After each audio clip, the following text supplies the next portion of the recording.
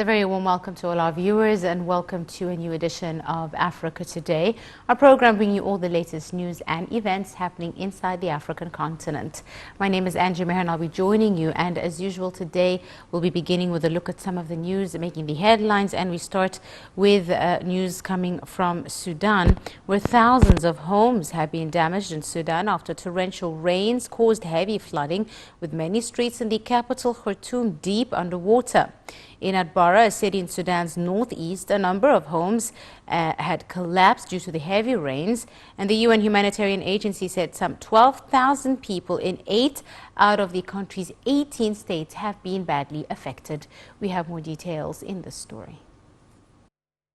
The UN Humanitarian Affairs Agency said about 90,000 people have been affected by flash flooding in South Sudan's eastern Jonglei state. The UN said the local authorities had reported over 70,000 affected people in Ayod and Canal counties, and many were experiencing this for the second time since May. It said also that they faced acute humanitarian needs, with thousands now moored on islands surrounded by water, sheltering under trees and unable to cross to safety. Heavy rains have submerged homes and agriculture fields, forcing families and their livestock to flee to higher ground.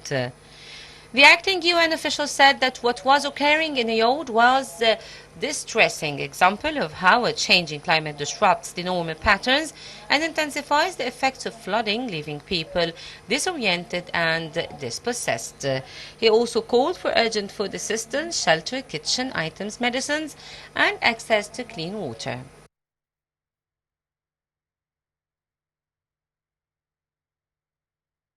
And for more news, at least 51 villagers were massacred by terrorists in northern Mali, where 12 troops were also killed in neighboring Burkina Faso.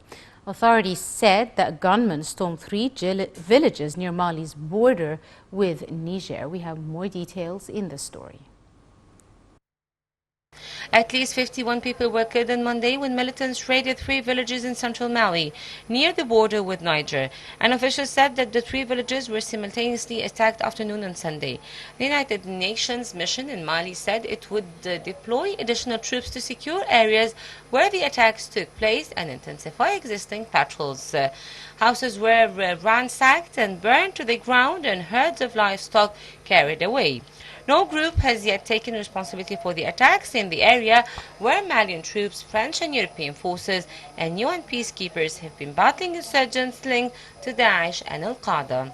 Local sources said that the militants stationed themselves at the town's entrances and fired indiscriminately upon civilians. Mali's army spokesman called and confirmed the attacks but gave no further details. France announced in June that it would end its 8-year military operation in Mali.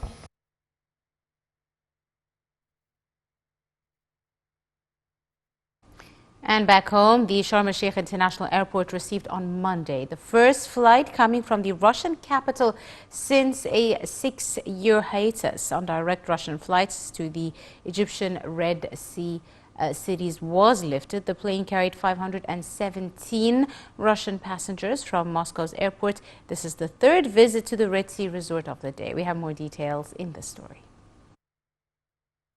Sharm el-Sheikh International Airport received on Monday the first Russian flight operated by Russia Airlines, coming from the Russian capital Moscow after the end of 6-year suspension of direct flights from Russia to Red Sea resorts. The Ministry of Civil Aviation said that the flight was carrying 517 tourists on board.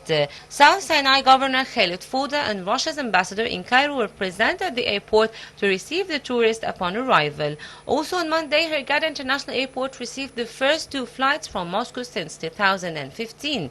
In October 2015, Russia suspended direct flights to Egyptian airports following the crash of a Russian flight in Sinai that killed at all the 224 people on board.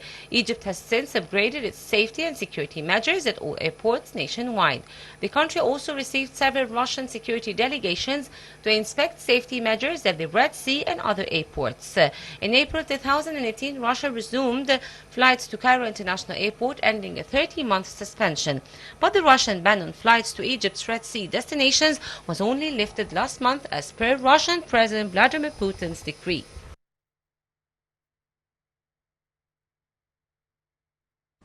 Welcome back, and we're now delighted to be joined over the telephone by our guest, Ms. Yomna Salema, the tour guide. A very good afternoon to you, ma'am. Good morning. Thank you so much for joining us. Thank you. Right, let's start by the latest developments with regards to the flights that have been carrying Russian tourists from Russia to the Red Sea resort cities of Hurghada and Sharm el-Sheikh. This after a 6-year suspension period. How do you see the resumption of flights from Russia directly to the Red Sea resort cities in Egypt? At the beginning, I would like to shed light that the Russian tourism in Egypt actually one of the most important factors for tourism, especially in destinations like the Red Sea, Sharm el-Sheikh, Hurghada, and all the other towns and governorates of the Red Sea. Yes. So it was very important to see the Russian tourism coming back. Yes. Also due to the economical and diplomatic relationships between Egypt and Russia. So we are very delighted that the Russian tourism is coming back, and hopefully they will continue coming and flying into Egypt. Yomna, let's talk a bit about some of the efforts of the Ministry of Tourism as well as the Egyptian government that went into getting the resumption of the Russian flights back to Egypt. Of course, we all saw the visits of all our diplomats and our president when he was trying to ensure enhance those relationships that have been actually a long history between Egypt and Russia. So this is the beginning of trying to solve whatever issues are there and to work hard in order to facilitate the coming of tourism back from our side. And also we cannot deny that the Russian side also did their part in the deal to resume this relationship and tourism as well between Russia and Egypt. Yes. Yomna, you started by saying that we actually, receive a lot of Russian tourists and their tourism is very important to Egypt. Could you tell us how important it is, how much of Russian tourists do actually contribute, especially in the Red Sea resort tourisms? Well, how much exactly numbers? Range, percentage. Yeah, the percentage, I do not recall any number at the moment, but actually it could reach up to 50% of tourism in the Red Sea, mainly from Russia and also East Europe as well. And some of them also are working in the tourism business in Egypt. So they have business here, so they are a different kind of tourists, and some of them are residents. Yes. And coming, moving between Egypt and Russia back and forth. And that shows that it's very important to maintain this relationship and to maintain this condition for the benefit of Egypt and Russia as well. Absolutely. Right. Yomna, let's talk a bit about tourism in general, especially since the coronavirus pandemic. How have we, in your opinion, in Egypt managed to stay afloat and still have a large number of tourists coming during, the summer vacation, even with all the coronavirus concerns worldwide? Well, Egypt was one of the countries one of the first countries who actually started adapting and finding solutions to adapt with this pandemic. And actually, this was said and declared by the chairperson of the World Tourism Organization during his visit to Egypt last year, when we were one of the first countries trying to apply the procedures and the international precautionary measures, yes. And exactly all the measurements in order to receive tourism back. So actually our efforts come together, highly appreciated from the Ministry of Tourism and Antiquities and all the other ministries actually who are in cooperation with the Ministry of Tourism and Antiquities in order to achieve this. And it's an amazing what I'm seeing today. Tourists flying into the airport, how busy it looks. Actually, it's a very cheerful view to look at. And the world has to moving on, and we have to carry on with our life and try to find solutions as we did in Egypt. I think Egypt would be taken as a role model, from Yes. my humble opinion, for trying to adapt and find solutions with this pandemic, which is gradually will, God willing, end. Indeed. Inshallah. Inshallah, God willing. Yomna, let's talk a bit about other countries.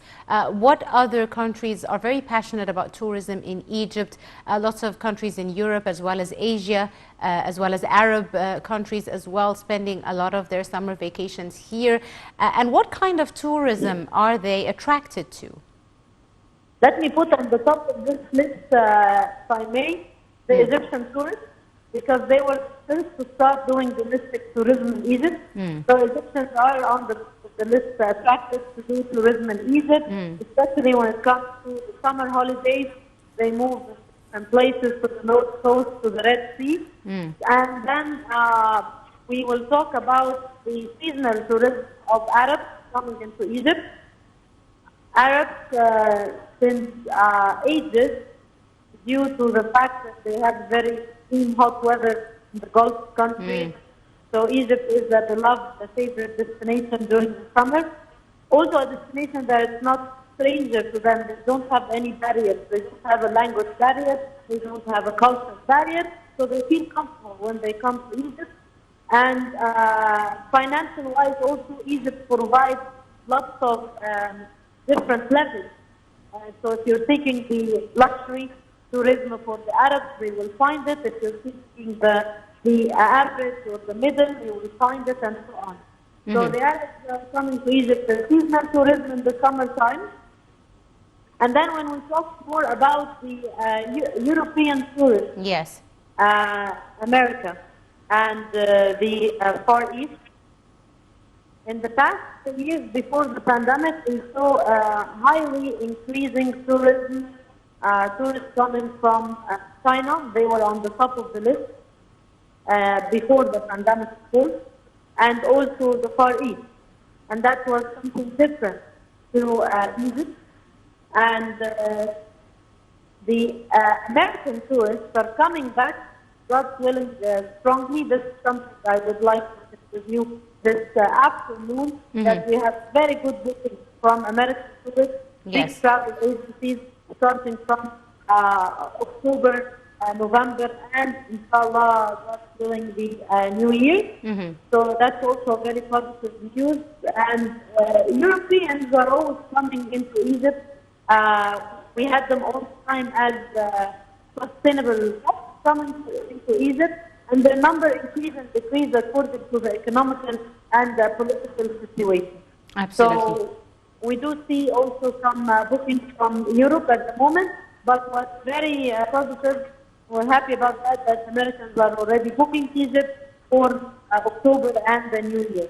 And there's also the winter season tourism, which shifts over to areas like Luqsor, Aswan. Lots of people are also very keen to spend winters in Egypt. Right, let's talk about... The winter about... for Egypt is the summer for many other countries in Europe. Yes, indeed.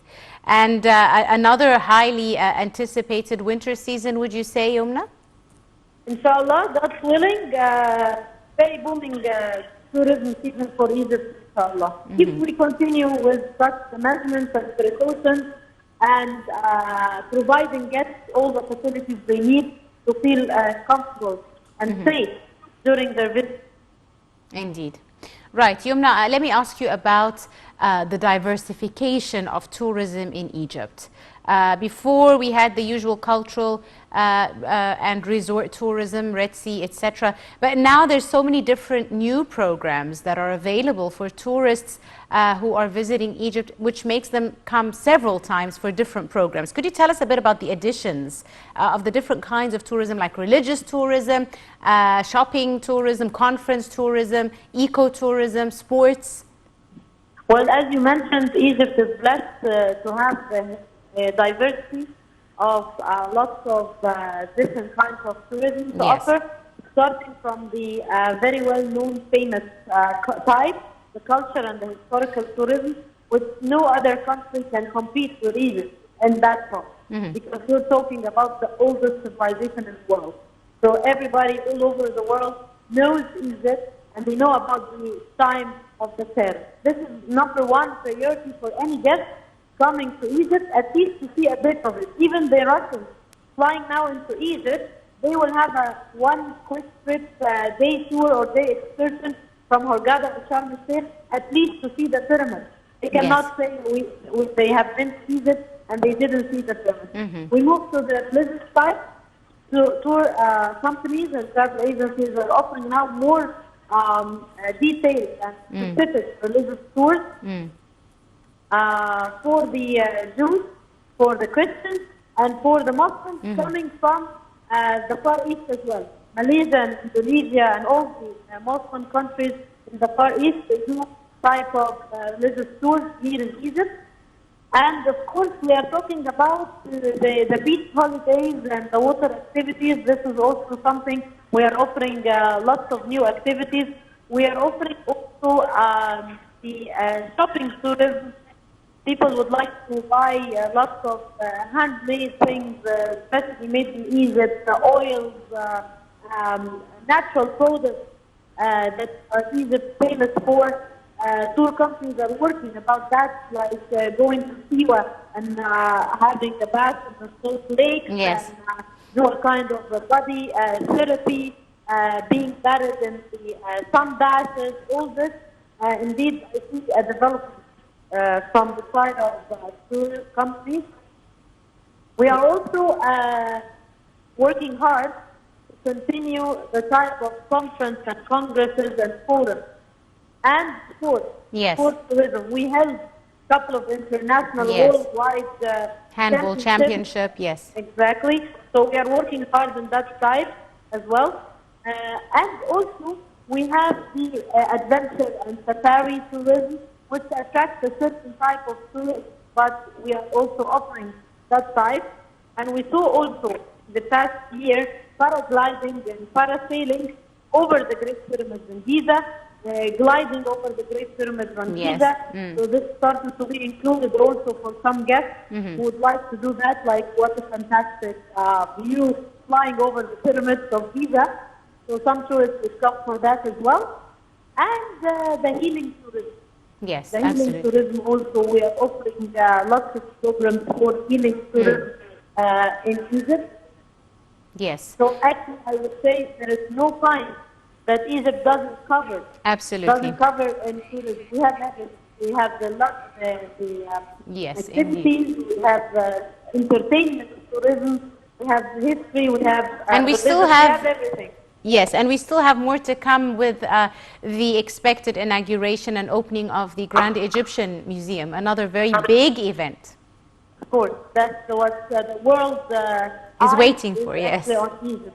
Absolutely right. I'd like to thank you. After the success of the Golden Pharaoh Parade, everybody, we set the expectations very high, so that's a load on our shoulders. Yes. To go even beyond the Golden Pharaoh Parade ceremony. for the Grand Egyptian Museum. Absolutely. I'd like to thank you very, very much, Ms. Yumna Salem, our tour guide and guest for this afternoon. Thank you so much, ma'am, for your insight and for joining us. And that wraps up today's edition of Africa Today. My name is Angie Meher. Many thanks for joining us.